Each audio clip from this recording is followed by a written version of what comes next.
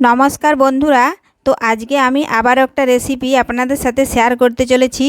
আমাদের যে কোনো অনুষ্ঠানে যেভাবে আমরা ফুচকা স্টল দিয়ে থাকি, সেই ফুচকা স্টল স্টাইলে আমি আজ বাড়িতেই ফুচকা স্টল বানাবো। তো আপনারা প্রথম থেকে পুরো ভিডিওটা শেষ পর্যন্ত দেখতে থাকুন। তো দেখুন বন্ধুরা, তার জন্য আমি এখানে অনলাইন থেকে শুকনো ফুচকা কিছু নিয়েছিলাম। তো এখন আমি তেল গরম হয়েছে কিনা একটি ফুচকা দিয়ে আমি দেখে নেব।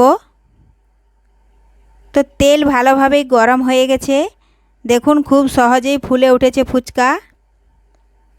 তো এটা এখন আমি তুলে নিচ্ছি।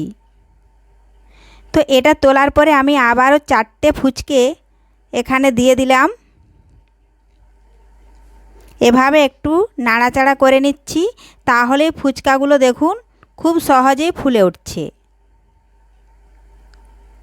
তো এই 4টে ফুচকাও এখন আমি তুলে নিচ্ছি।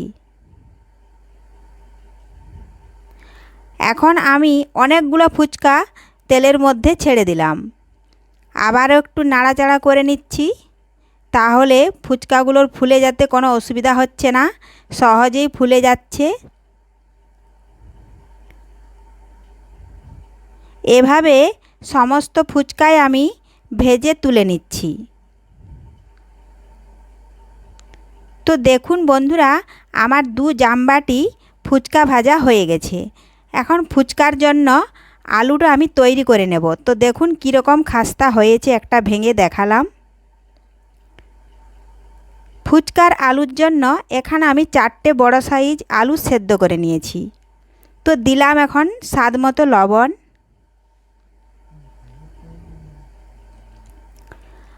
তারপর দিচ্ছি 1 চামচ ভাজা মশলা।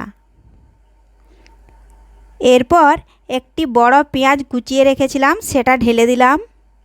2টো কাঁচা মরিচ কুচি দিলাম, ঝালটা আপনারা আপনাদের পছন্দ মতো দেবেন। এখন ওপর থেকে দিলাম পরিমাণ মতো সরষের তেল।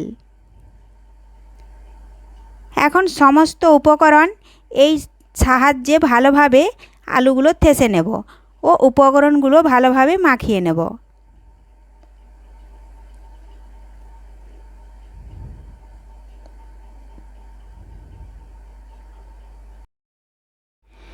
আলুর টেস্ট ও স্বাদ বাড়াতে ছোলা ও মটর সিদ্ধ করে রেখেছিলাম, সেটাও এর উপরে ঢেলে দিলাম। এখন এভাবে একসাথে মিশিয়ে নিচ্ছি।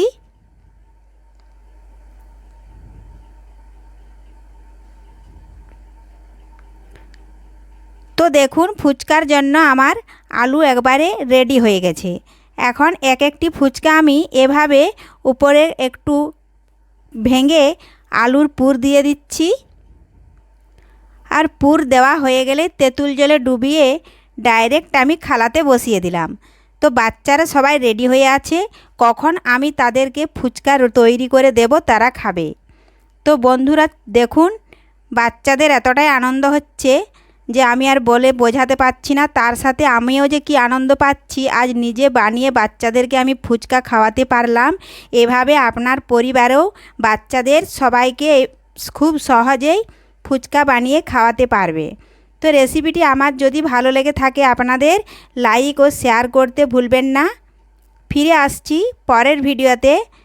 ধন্যবাদ।